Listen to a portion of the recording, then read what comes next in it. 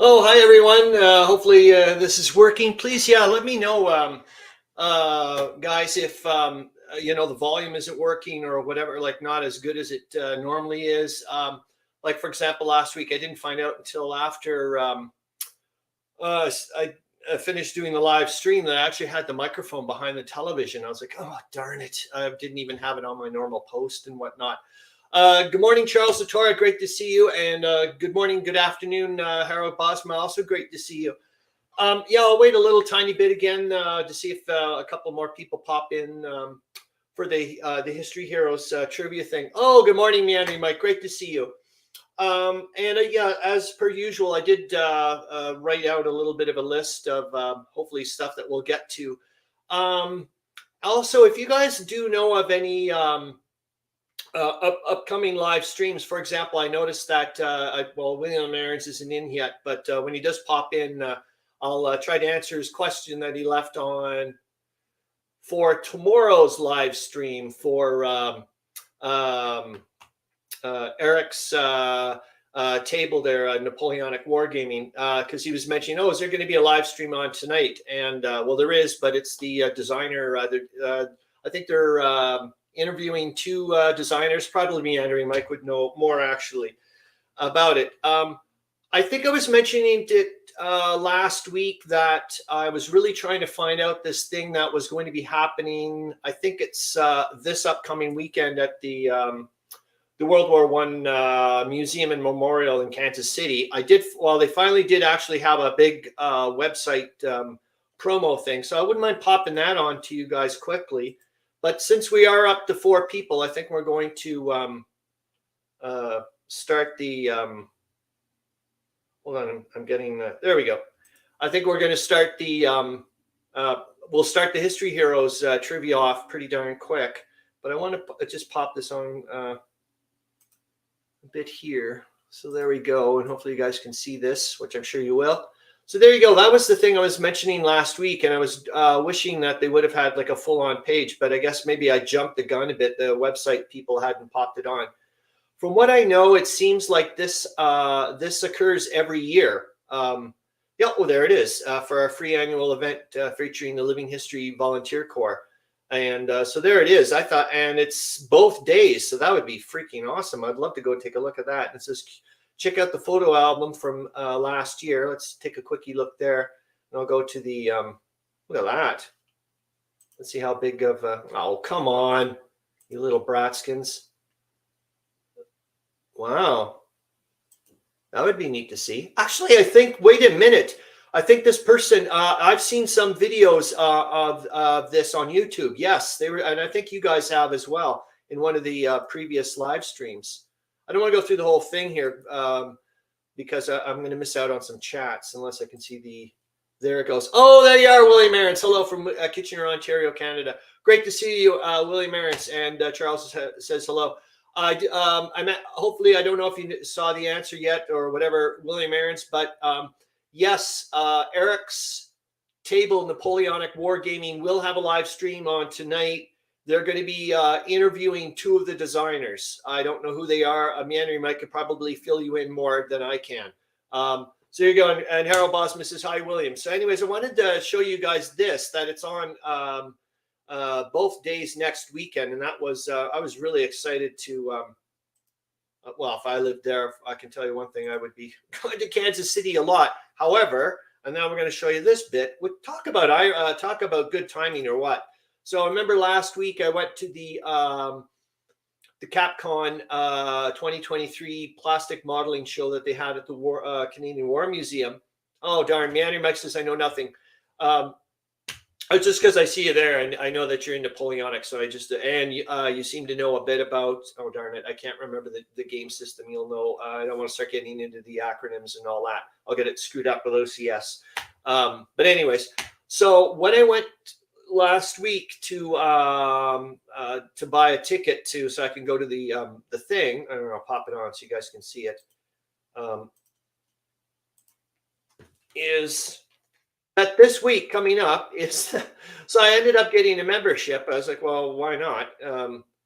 While I'm there, and just talk about good timing. Hold on, I got to get to the right thing here. Here we go. So talk about good timing. This week at the Canadian War Museum, it's Membership Appreciation Week. I was like, you've got to be joking. So yeah, there's all kinds of neato things. They got like 20% off the boutique shop, as if, but there's a possibility I may go actually on Tuesday with Zoe to go and see there. Meandering Mike says, haven't been watching Eric's channel for a couple of weeks, behind on lots of my viewing. I don't think you'll have to worry much, Meandering Mike. I don't think Eric's table has been doing any live streams in the past couple of weeks, so you're good. William Arends is saying hello to everybody else as well. So this, like I said, talk about great timing. So this lecture will be coming up on this Thursday at the Canadian War Museum for members. So I'm obviously going to go and take a look at that. And yet again, it's just nice for me that it's about World War I.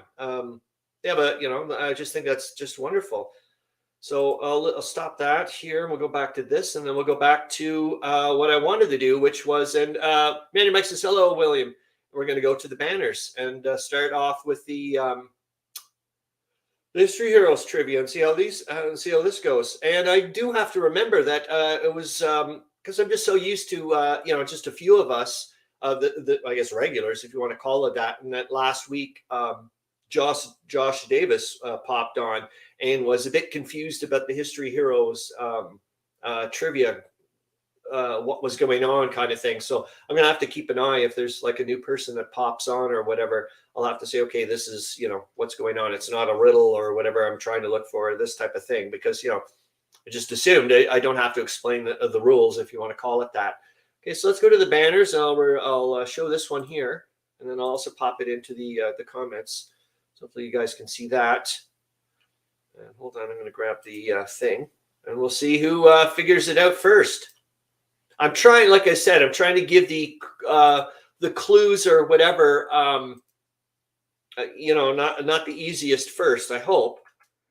So after the war, I was reburied back in Norfolk after a state funeral in Westminster Abbey.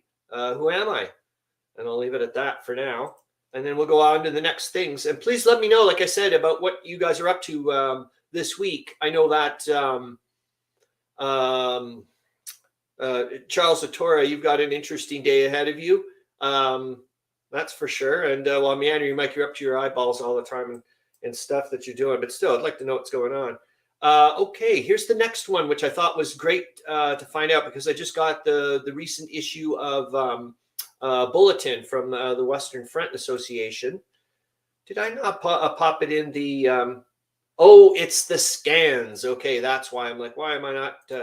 why are you not able to see this? Oh, comments, the new comments. Sorry, King Arthur, you little brat. But you get a point. That's for sure. I'll put in the next clue. There we go. And I have to grab because I'm not reading it from the banners here. So the second, oops, I got the wrong one here. The second one is the American and Spanish governments pleaded with Germany. Oops, and I put in Germany with lowercase. Sorry about that. With Germany not to execute me. I'll change it on the comments. So at least that one at least is right. So who am I? There we go. George the Sixth. No, but you're going to get a point, Harro Bosma. That's for sure. So now I'm going to share some screens here that I wanted you guys to see. Present, share the screen, a window, boink. So Don Quixote, what did I tell you, people? Oh, actually, Charles Latora mentioned it something too. I have to figure out. She was a nurse. Ah, Charles Latora, you're getting it. You're on it, man. You are on it. So I'm going to share this. So this was part. Remember, we were kind of, well, you're going to see where we were sitting as far as I'm concerned. So in the Bulletin magazine, the latest issue, they had this. Here, actually, I want you guys to see on. How do I do this? It's the full. No, I want the full. How do I get the full? Is that it? There we go. So they did a write-up on what the Rob Thompson Memorial Conference was about, and remember, we ended up getting a ticket for this. Charles Latora, darn, saw YouTube about her, and Charles Latora. We did talk about her a little while ago. So hopefully you guys can see this picture. Yes, you can, just barely. I'll blow it up a little bit more. So I don't care what anybody says. As far as I'm concerned, we were sitting right here. I don't know if you guys can see. Yeah, you can't see my little thing. William Arends says, Juan Pujol Garcia. No, you're not. That's not. But interesting enough to find out who the heck that person is. But you know what? Remember, we did buy a ticket for this. But obviously, we couldn't attend. So I'm like, you know what? I'm going to pretend we were sitting right here. Why not? And anyways, if you guys want to find out a bit more, and there, like I said, I just wanted you the guys to take a quickie look at, and I can guarantee you see all these presenters. I've seen a few of them on some of these things. Meandering Mike says, we already did Flora Sanders, so not her. That's exactly it. Harro Bosma says, bravo. And so anyways, I can guarantee you, all these speakers, their lectures or whatever are going to be on YouTube. So we're just going to have to keep an eye on that at some point. So, and that's the very last page, and a bunch of people talk about him and so on and so forth. This looked rather interesting too, eh? Only 10 pounds. I don't, but anyway, so that's that. I don't know if I should, I'm going to stop presenting for a second because I don't know what the next picture is, and I don't want to reveal the answer to the whatever. I'll pop in a new one. This is amazing. I can't believe you guys are not getting. Well, what am I saying? Like you guys are so close. It's crazy. So there we go. I'm going to put in the next comment. The Germans arrested me in August 1915 for harboring Allied soldiers. Who am I? All right. There we go. Now I'm going to go on to my next thing that I wanted to chat a bit about. Oh, yes. Nurse Jackie. I guess that must be some kind of, probably some sitcom thing. You're probably making a reference to Meandering Mike, but as per bloody usual, you get another goddamn point. The Great War in Africa book. Well, I'll show it to you what it looks like. And remember, I've been reading about that, and I was saying, I'm going to do one. I'll do a write-up about it every chapter. I mean, every week. I'll have a chapter about it every bloody week. And yeah, we know where that went. Okay, hold on here. So we'll put this one in. So, but I think I had mentioned to you guys a few weeks ago. I'm going to see if I can, and this will still hopefully. Harro Bosma, you did it. You got it. Even though you don't have her last name, we're going to show it to you in a minute. Edith Cavell, you got her. Well done. Oh my God, I didn't see the first your first thing there at the very big at the top. I only saw the very bottom one. Well done, Harro Bosma. My God, I think what do you got? Like not two in a row, but I think you got the one 2 weeks ago. Like holy smokes, man. Charles Latora in occupied Belgium, I believe. Darn, I'm bad with names. Well, we'll give you partial points anyways, except the problem is, no, actually, you're more duking it out with, you're getting close to duking it out with William Arends. It's William, Meandering Mike is still, he keeps pushing further and further ahead from William Arends. Yeah, you are. Anyways, you can't see this one, so I'm going to show it to you. And then we'll go to the, so there, yeah, this book here. Well, obviously, like I said, have been reading, and I wanted to do one every week, talk about a chapter each week. But yeah, as per usual, my eyeballs are bigger than my stomach with this type of stuff. However, a few weeks ago, a colleague of mine at work noticed me reading this and was like, "Oh boy, when you're finished, could I read that?" And I said, "Well, I've got a bazillion books in the queue. If you would like to." Meandering Mike says, so she was executed. I know. We're going to take a little bit about it. Yeah, they did a ton of posters for her, Meandering Mike, afterwards. Like they really, really milked her big time to try to get people into to enlist. So anyways, I said, well, I've got a lot of books in the queue, so I could always stop reading this one and go to something else. On Monday or Tuesday, he mentioned, by the way, if you're finished reading The Great War in Africa, I could start reading it. And I said, well, guess what? I will bring it. I'll bring it next time. But I'm off holiday for 2 weeks, so that's not going to happen right off the bat. All right, let's go to the pictures because now I can share everything.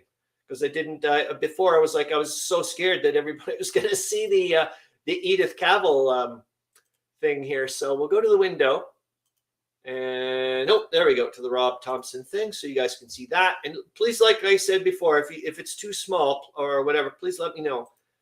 So we are okay. I just checked this up for you guys. This book. Trench warfare book, which I've been reading now, and I'm calling it what would you call it? A paradigm shift in the way I'm thinking about, Charles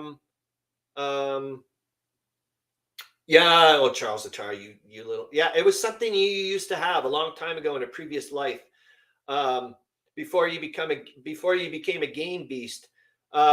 This book is such a paradigm shift for me. It's not funny about thinking about, trench warfare and about the whole war. It's a revelation. I went and checked it up on, for me right now, I would say it's probably the most important book I have ever read so far, or am reading right now about World War I. My jaw is dropping, and it's connecting so many dots for me. It is not flippin' funny. The live and let live system. Did you guys know about this? I did not know that there was this. He keeps calling it a tacit truce, and that there was overt truces and like direct, that people talking back and forth, and there was truces going along all along the lines all through the war, and it was happening before the Christmas truce. And there was various amounts of it. And like I said, some of them had indirect ways of talking and so on and so forth. There's some amazing anecdotes. There's one where there's Germans yell out across to the trenches when they find out, I don't know about demographics and all that stuff.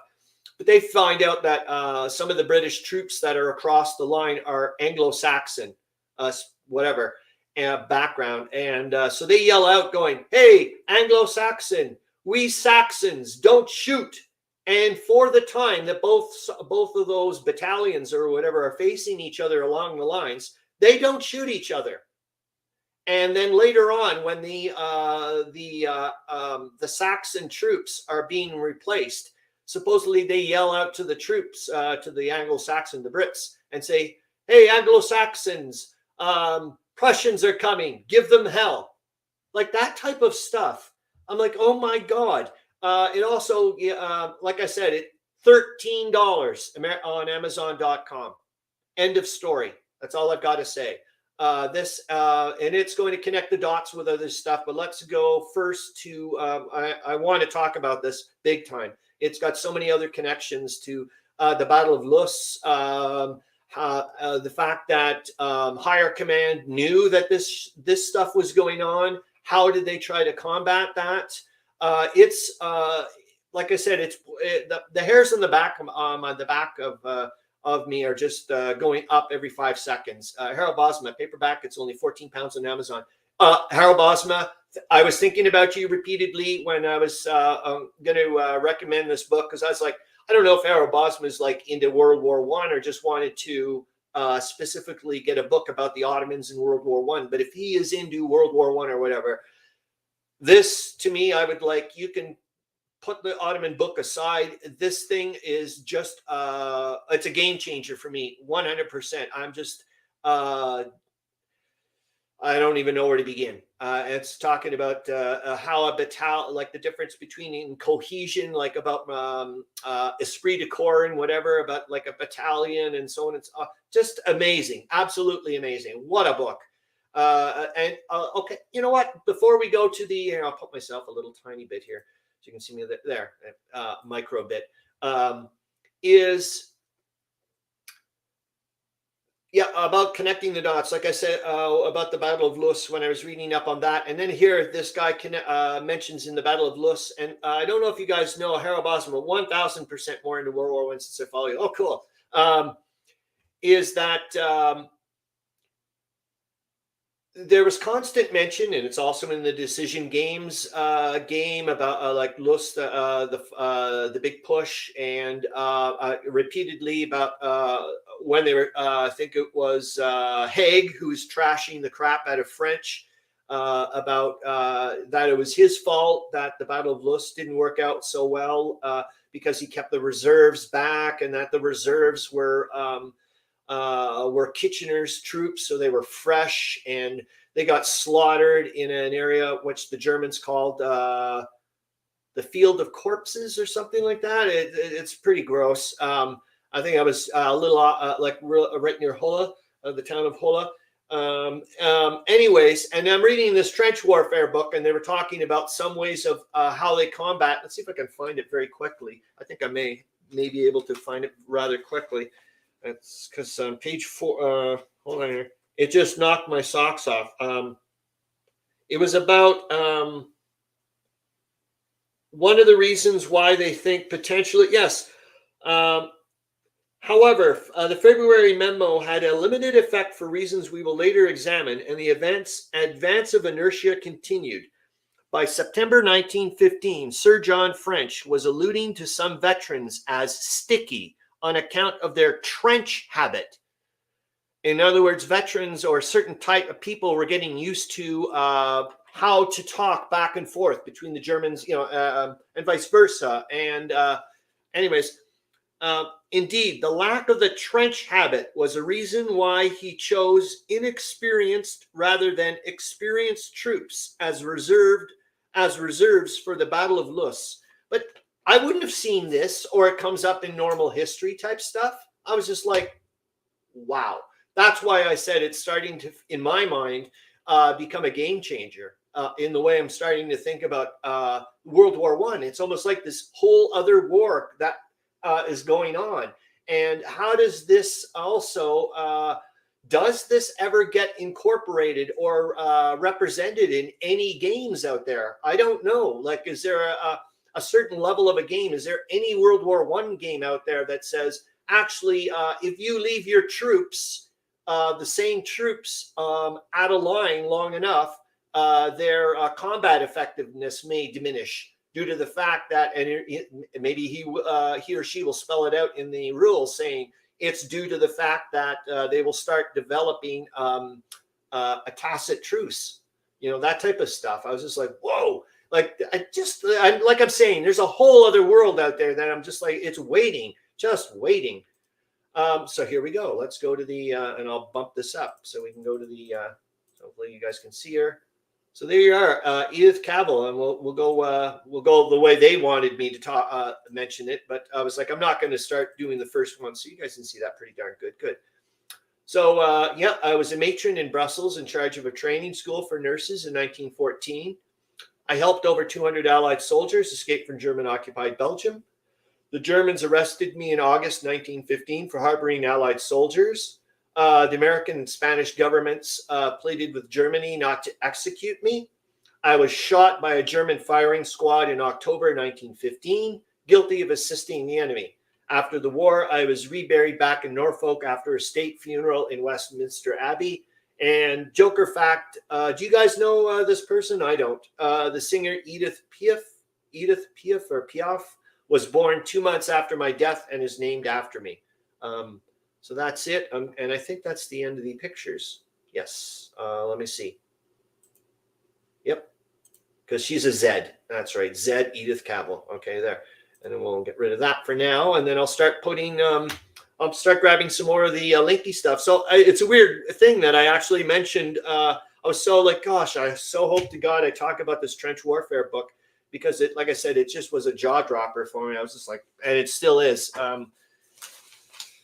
It's just to find out also, like I said, about connecting the dots. It was about, yet again, when I was reading the Whiz Bangs and Woodbine's book, Harro Bosma says, yes, Edith Piaf from France. Oh, thanks. I'm going to see if I can find some interesting, like some of her music then. What the hell was I talking about, going on about? Yeah, I just lost my train of thought. So I'm going to go to my links, and if you guys can help me out, then we will. Let's see here. Where am I? Oh, I can get rid of Edith Cavell. Do I still have the banners up? Probably, do I? Yeah. You complete tit. Okay, there we go.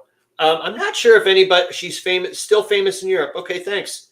I don't know if anybody's going to be interested in this, but the reason why I ended up finding this website is because I think you guys, well, I'd mentioned that I have the Art of War book. I've got a great copy of it. The problem is that the binding broke along the color plate pictures. And here you go. And yep, you can see it wonderfully. So I found this company called the Folio Society. I wanted to find if there was a better version of the book. And these guys seem to be able to I don't know how it works exactly, but they seem to be able to rebind and redo existing books. Like you can get whatever. So I was serious. Willie Mann says, I don't think that they were any people who identified as ethnically Anglo-Saxon in the 20th century. Rather, it became a synonym for English. Okay, thanks. Oh, good morning here, or good afternoon. I don't know where you are. Eric Battle Ready. Great to see you. Yeah, we're just, unfortunately, you just missed a little bit of the History Heroes trivia. You could have got some points maybe, but I'll give you some points just for popping over. It's great to see you. So yeah, we're just looking at this website here, the Folio Society thing, and like I said, so this is the actual edition of by Roger Ames that I have, but these guys redid a version of it, which I'd be wondering. Okay, so you're in Boston, so you're the same time zone as me. Hopefully, a bit better weather than we're getting here. So anyways, I wanted you guys to see this because they have a bazillion. As you can see. So like, for example, I don't know how they're allowing to do this, but so maybe if you guys were thinking about a gift for someone for Christmas, or you guys want, like, I love this book and I would love to have a really an amazing, fantastic version of it. Well, you know, away you go if you want to go take a look at that. So that's what I'm potentially thinking about doing at one point. Let's go to the next things. It's been a great week, guys, for World War I on YouTube. Holy smokes. Kilroy was here, did a World War I week. I was like, what the hell? Like, thank you so much. This was wonderful. And then Steve Dolges did a Der Weltkrieg tryout, Tannenberg introductory scenario tryout here. So hopefully I'll put in these so you guys can still see that. Yes, you can. So so hopefully, like I said, I'll put these in. I'll put this in the links. So if you guys want to take a look later and see what other people have been up to, and then let's take a look at the amount of freaking videos this, and not just games. Kilroy was doing. He was also he did an amazing thing here. So there you go. So it's like World War I week. Well, he talks about all the stuff. Like you can see all the games he did. There's the dogfight thing I was thinking about picking up. That's the nice the West Point Atlas of World War I. I have the maps digitally stored, but I do not have any of the anecdote type stuff that things. Meandering says I'll have to watch the Steve Dolges one. Yes. And it's not very long as well. It's only about 45 minutes. Anyways, yeah, that Atlas book, it's got like a big write-up of each picture, of each map, which I thought was something I would absolutely love to get now because, you know, it's just probably a much better resolution than I've got to. The copies I have are like real, you know, from some crazy obscure website. Then, you know what? We're going to go to this one. Then we're going to go off to Romania, Prelude to Blitzkrieg. And hopefully you can help me out, help us out there, Harro Bosma, because you were actually talking to I just wanted to show you guys this. video, or I'm not going to show the video, but so this is War Games Tonight. I don't know if you guys have, know about this channel. They're really nice. Well, they're very, very miniatures based. Really super nice guys. Good morning, Mark Russell. I have purchased books from Folio for over 25 years. Their books are awesome. Thank you. Well, good morning to see you, or good afternoon to see you. Thank you very much for mentioning that you have actually used them, because I was a little bit like, yeah, as you saw, the prices are rather daunting. But that Sun Tzu book, the Roger Ames book that I have, is spectacular. But it broke my heart when the binding went on it. And every time I open it up right now, I'm like, oh, Jesus. So I was like, I got to get another one. Then I went and took a look on Amazon, and other people are having the same issues that I have. So I'm like, screw this. William Ayers says, perhaps those who lived in Essex and Sussex still identified as Saxon. The sex suffix denoting Saxon settlement in Britain. Yeah, the only Saxony type stuff I remember is watching not Vikings. Darn it. What is it? The Last Warrior, or whatever the heck it is. A really good one. I love that. But anyways, this one, I think you guys would be rather not like to see this because you're going to see they use periscopes and stuff. So you tech report are then emailed to. So you only, as the person playing, get to see this, and they send the information back and forth. I just was like, I love this blind type system. Manny Mike says, say that last part 5 times real fast. Yeah, so no. Yeah, it's gonna be that'll turn into me on Not Jay's live stream there at when I start getting stupid. Which is not a good thing. So here we go to the next. Oh, yes, let's go to the Romania Prelude to Blitzkrieg, please. And it's weird. I will mention this right off the bat before we start talking about the game, because it was, oddly enough, I don't want this turning into, so you guys can see that. Fantastic. I don't want this turning into, for me, a game of that I'm starting to hype up so much in my head that when I actually go to play it, it's going to suck or whatever. Kind of like the way we've been talking about Past the Glory for a few of us that have not played it, but we keep hearing about it, and so on and so forth. So what I was mentioning to you about Harro Bosma maybe potentially helping out here with this game is, obviously you talked to the designer. And I also wanted to mention, when we go to the forums here, I want to look at the question or some of the whatevers, is how long this has been going on for. Is this normal? I know, for example, Meandering Mike, you know about these things, and I'm pretty sure Eric Battle Ready, you probably do too, doing the fact that you guys are both designers. But is this normal for a game of this, or maybe it is for this game of this magnitude, to be going on for that long? I don't know. Harro Bosma says, no, I talked to the owner of VUCA. Okay. It also mentions, you were mentioning too, Harro Bosma, that it could go, let's go to the general update here, which was only 2 months ago. And we'll see what this person, what they mention here. And you guys can see that well. Good.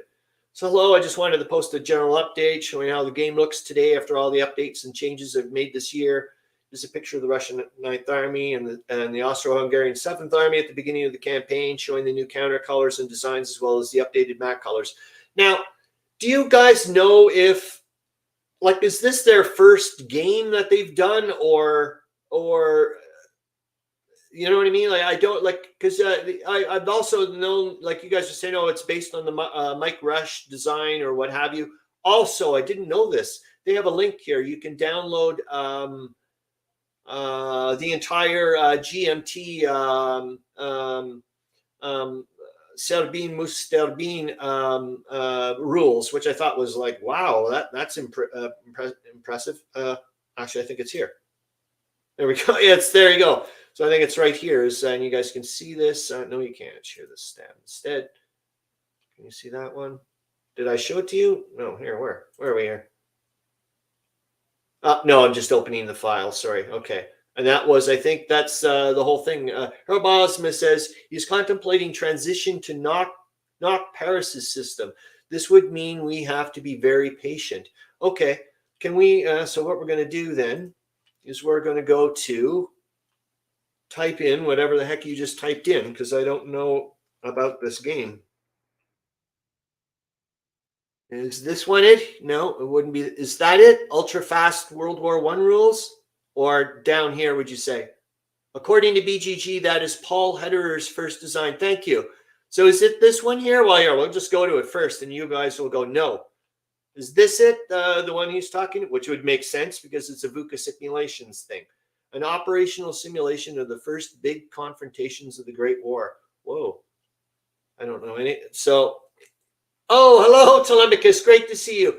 And believe it or not, Telemachus, I am still on the hunt to find the name of that goddamn Ottoman prince that was smuggled in a submarine to go and create a lot of hassle against the Italians over there. I know it's somewhere. I even did a bloody video about it. But like I said, I still would love to do an RPG scenario, maybe using GURPS or GURPS Lite or something.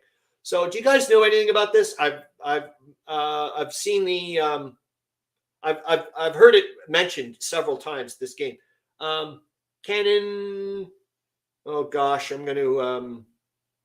What's this stream about? Well, great to see you. I'm going to have a god awful time trying to pronounce your your avatar username. So sorry. Well, basically, we just like to talk about World War I, World War I related games. I don't know. We just like to just chit chat about each other. Connor, hello.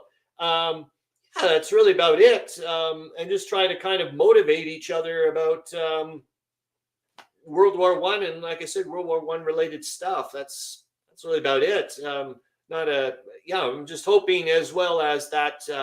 The channel can, well, for me, motivate me each week to continue going on. And Harro Bosma says, and also to help anybody else out that was like, hey, I want to find a link or find someone else that's been chit-chatting about, for example, we posted a couple of links about some other people that have been doing some World War I related content on YouTube. Kilroy was here and Steve Dolgis and a bunch of the other viewers, for example, like Meandering Mike and whatnot. I think even Eric Battle Ready has some games that are World War I related with the postcard challenge. I'm pretty sure I'm sure he can fill you in on it. Harro Bosma says Knock Paris had a lot of very small scenarios. Interesting. Well, let's go take a look at the images. I don't know if that'll help in a sense of me getting an idea of holy moly. That looks pretty monstrous. Oh my gosh, look at the amount of information. But I shouldn't, as long, I mean, if there's not much stacking, what am I talking about? To me, that's like a bazillion Alberto markers stuck on the counter. There's no difference. Computer games? No, I personally don't really talk about, I mean, if they come up, that's great. But I don't, no, I'm more into this world, but I'm not, what do you call it? Game. If you want to chat about them, go for it, man. I mean, people I'm sure would love to talk to you. So if you want to hang around and talk about video games, other people will talk on the comments. No worries, man. No worries at all. I'm not going to no. Don't start thinking people are going to isolate you or anything like that. No. I wonder what the feet thing means. But yeah, if you guys have, so I'm wondering if you were saying about the rule system, Harro Bosma, I'm wondering about what does that mean later on for like the map and everything, because that map is just absolutely gorgeous. Let's go take one more look at the beautiful map.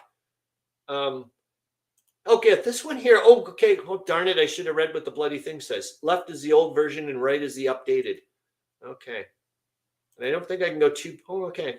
I should have went this way. Did you guys notice any much of a difference? Excuse me.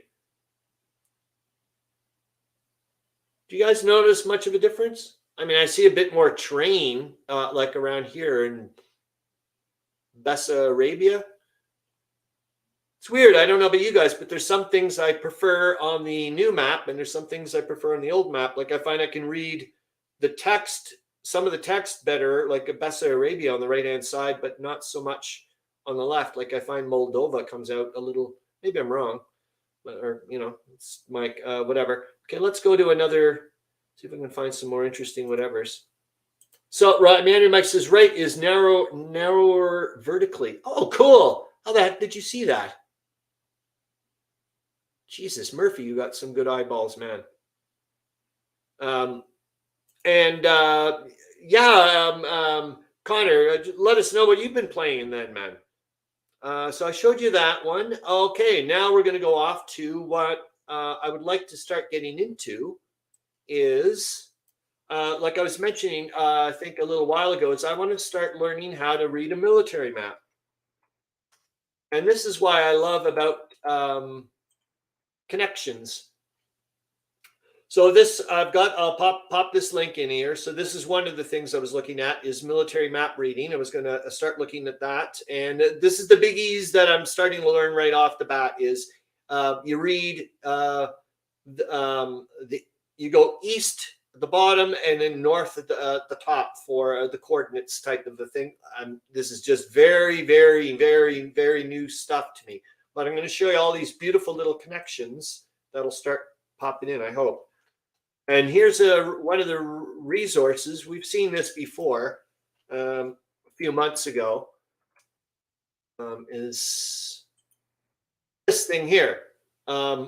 Is the World War I trench maps and aerial photographs. And I think I've also mentioned to you, I think they have a few stereoscopic images here, but a lot of them are at the International War Memorial site, museums, which I've got listed, the one in England here.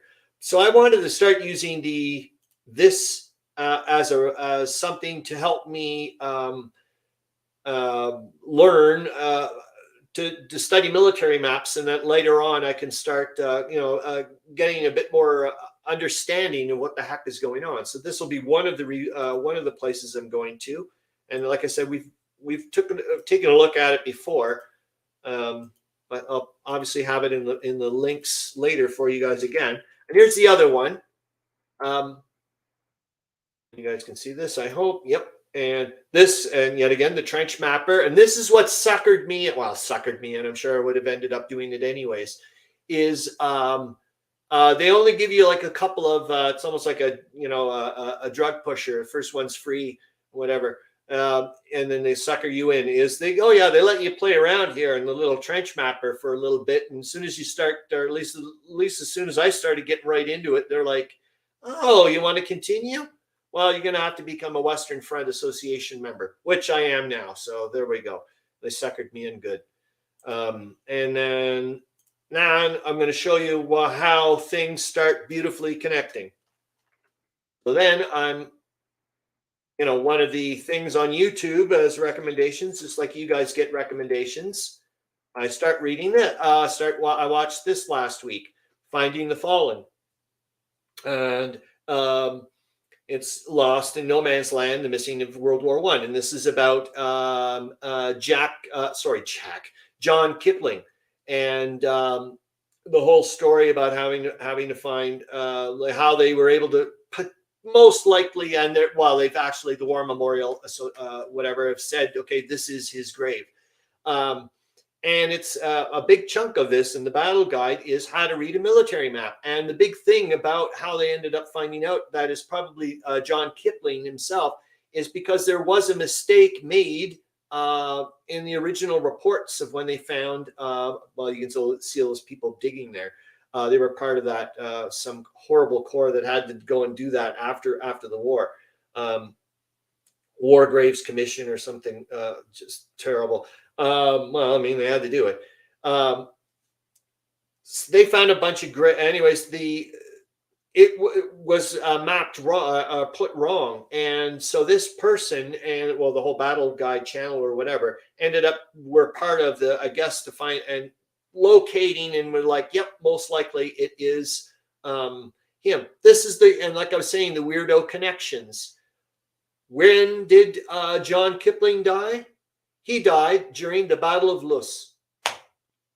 What in the world? And here we are talking about the Battle of Loos for the past little while. It was just on, I mean, it just ended last week where the British bit, and so on and so forth. And then, like I said, this connection. Is there any other stuff that? Oh yes, I did show you that thing. Then we're going to go to here because I started listening to, which was also about the Battle of Loos and gas warfare, because I think you remember that the Brits this is the first time they used gas warfare. So is this here, and in the and I've got the link later on, so thank goodness you guys can see this. And in the Voices of War, the BBC show, repeatedly these people keep talking about, oh yeah, and then we got whatever, and then they're like, and Jackie Lynn, and they're talking like a bunch of different people interviewing. They're like, oh yeah, and if it wasn't for Jackie Lynn, and yet, so this was actually, I think, for the Battle of Neuve Chapelle, I do believe. So this was before this. This was when the Germans were nailing them with gas, as far as I know. And anyways, I just wanted to bring him up because it took me a while to find. It was actually John Lynn. Well, he died there due to from the gas, but he was the last one in his little group that was able to withstand the Germans coming across and allowing a large amount of the Brits to get away. And I wanted to bring him up because he was the people that they were interviewing. You can hear their actual voices. They repeatedly mentioned Jackie Lynn. So I was like, I want to give him a bit of say. Is that it, really? I think I'll just pop on. So we looked at all this crazy ass stuff. I just we're only, gosh, I'm a little early, darn it. I don't think I have much left to say. Well, we can always just stop it early. I'll stop the hold on here. I'm gonna stop the screen. We'll go back to normal land unless I can figure out something to chit chat about a bit more. Maybe we'll just end it up early, or we'll just talk about whatever you guys want to talk about, because like I said, I can go off on to tangent land like there's no tomorrow. Or what am I going to plan out for this week? Like I said, okay, well, I'll talk about that then. So I'm going to give, like I said, it's the World War Museum Member Appreciation Week this week. So I'll be going Thursday night to that Tim Cook lecture on medical treatment and whatnot in World War I. So that seems, or the Great War, that seems really darn interesting. Meandering makes this bare naked ladies. How the heck do you know about those guys? That's interesting. I ironically worked with, as a peer support counselor, one of the band members' sisters back in university. How's that for a little crazy ass connection? So I'll be doing that. This trench warfare book, like I said, please guys, if you guys don't like, I don't know if you guys know about. Oh yeah, that's why I wanted to talk about the whiz bangs and Woodbines connections. Maybe we'll chit chat a bit more about this book and how it's. I just didn't understand. Like I said, maybe you guys are going, yeah, this is pretty normal, common knowledge about what happens a lot of times in war. Manor Mike says, you said we could suggest topics to talk about. All right, then. There we go. Well, I kind of did a little bit. I gave you a little bit of the topic. I can talk. Her name was Robin. I remember her name. And yeah, I know who she went out with. The guy she was at the time, his name was Dan. He was also a fellow peer support counselor. That's about. I hung out with him quite often. That's all I got to say. This trench warfare book, like I said, I don't know if you guys knew about this. I certainly had no idea. In my mind, like I was talking about it with Zoe last night, was I just assumed, like people got into the trench. It sucked. and you just were sent off. You just went like robots.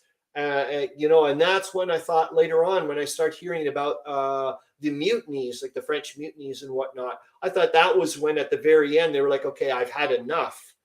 And I didn't realize, and I don't think this guy's off the walls with the book, is that there was, well, he's got a ton of evidence. And that's why I was saying yet again, when it was starting to make more sense of things I've seen in movies or read in other books, like the Whiz Bangs and Woodbines, where the Reverend mentions about when he's stationed in one just a terrible town.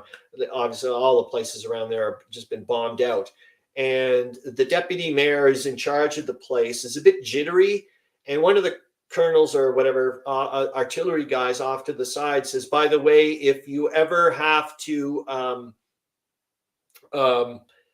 if you ever ever need a call in a strike or whatever for an artillery barrage, just give us a call if you're ever into trouble." And he jumps the gun, pardon the pun, but he jumps the gun and calls the guy in, thinking that the Germans are actually are doing something, shelling, and they're nowhere near them, really.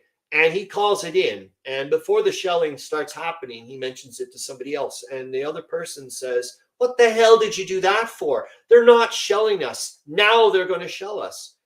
And I was like, it was just an off topic, but now I'm like, okay, this is part of that live system there. William Aaron says, I'm debating whether to stay in Kitchener for Remembrance Day or going to the Compass Game Expo in Needham, Connecticut for 9th to the 13th November. Wow. And how are you getting there? Are you going to be driving? I don't know if, I'm just saying, if you need to stop off for gas in Ottawa, do it, man. I'll bring you to I'll bring you off to some cool little place. Meandering Mike says, definitely read Sebastian Giapriso's book, A Very Long Engagement. So you know about these things, maybe, Meandering Mike. Please, okay, well, I'm gonna have to go and take a look at the comments. Zoe Dufour says, hello, great to see you. Good morning. And Meandering Mike says, hello. Oh, Harro Bosma, by the way, that's my daughter. Or I'm her father. I actually prefer to do it that way. I think it brings it more. I like to put more of the importance towards her rather than me, if that makes any sense. So again, maybe you do know about these things, Meandering Mike, because like I said, this is earth-shattering or whatever you want to call it. I know I get melodramatic sometimes, or I get whatever about these things, but this book to me, it's just, I mean, each page. Okay. Page 40, and like I said, I'll try not to go too much about this, but like I said, it's just hammering into my head. Mutual aggression was, in a real and obvious sense, mutual communication. For when trench fighters fired against each other, neither doubted that the other's intent was to kill or injure. Similarly, the choice of non-aggression instead of aggression was equally an act of communication. And this must be absolutely grasped by the reader. Otherwise, trench warfare will not be understood. You know what I mean? Harro Bosma says, oh, cool, super, she supports your passion. You're darn right. And vice versa, man. Well, like I said, now I'm getting into the book about how the higher command was trying to figure out ways of forcing people to fight, even though they didn't want to, because you couldn't, it wasn't overt. I mean, you couldn't, I mean, they both sides kind of knew what was going on. I'm starting to clue in. So how do you kind of go, well, I know what you're up to, so I'm going to force you to do this. I was talking about it with Zoe, ironically, last night, when I was saying, now I'm starting to clue into when people, I'm listening to, watching a movie, and there's a scene of, like, for example, in the trench, where they're like, they call in another trench raid, and the guy's like, damn it, and it's like, at first I thought it's just because obviously you don't want to die or whatever, but I think part of them knew damn well what the hell's going on. Those little effers are getting us to do something. Meandering Mike says, because of worries about mutiny, the French were cracking down on self-harmers and other methods to escape duty. The book is about how they punish some of these soldiers. Excellent. Thank you. And you brought me up with another thing I was talking about with Zoe last night. William Arends mentions I would drive. Unfortunately, I was not. I was wondering about that too. The direct route from Kitchener to Connecticut. I would go through the Niagara region, yeah, and down there. I thought so. And let's be honest, yeah, you're right. Is I was mentioning to Zoe that I was watching I think I brought it in there, the low budget Canadian thing about trench life, about a guy trying to get his not company, probably platoon. I'm starting to clue into these sizes of army stuff. This book's helping me, I can tell you that much. And there was a thing called preventable. So that's probably something you're mentioning about, Meandering Mike. And this guy gets yelled out like there's no tomorrow. Something fierce about preventable injury. And that each soldier, at least with the British, were responsible for keeping, making sure there was no preventable injuries. And one of them was, even though you did have your feet inspected and whatnot, was to make sure that you did not let your feet get too much. And they suspected damn well in this movie that that's exactly what this soldier was trying to do, that he was trying to hide the fact that one of his feet was getting really, really bad so he could go off to Blighty. So I was like, okay, there you go. Is another. That's just yet again of trying to find out all these other things. I'll give you a few more anecdotes and we'll end it off to there. But like I said, the Prussian and the Saxon, Anglo-Saxon people talking about. There was other supposedly even secret signals some people had back and forth with, along the trenches. They would do things such as point to their I guess, elbow or shoulder to indicate there were certain spots where I guess in certain areas, like remember, they all could start cluing in, even though they weren't, some of them directly chit-chatting.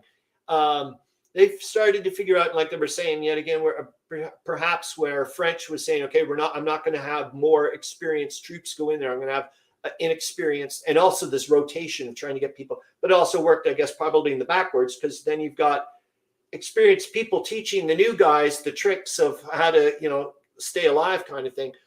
They would do things such as point to the shoulder or their elbow, basically saying, one of my officers is showing up, one of them that's going to do an inspection and probably order an artillery barrage or whatever. And they would have other ways of pointing, like how many fingers or whatever, to show, okay, this is how long it's going to last, or like how many, I don't know how, like rounds, I don't know that bit, the specificity of what they were trying to, but you get the idea of what they were trying to get across, and all these other whatevers. And oh my God, and maybe we'll end that bit. On another side note of, there were, he was mentioning, the author was considering, Tony Ashworth, mentions that there's a possibility of why Winston Churchill does not have any war memoirs for World War I, even though he was a battalion commander or whatever, is the fact that he was in a quiet part of the front where there was a lot of this tacit truce stuff going on. And in fact, he probably didn't have a hell of a lot to write about.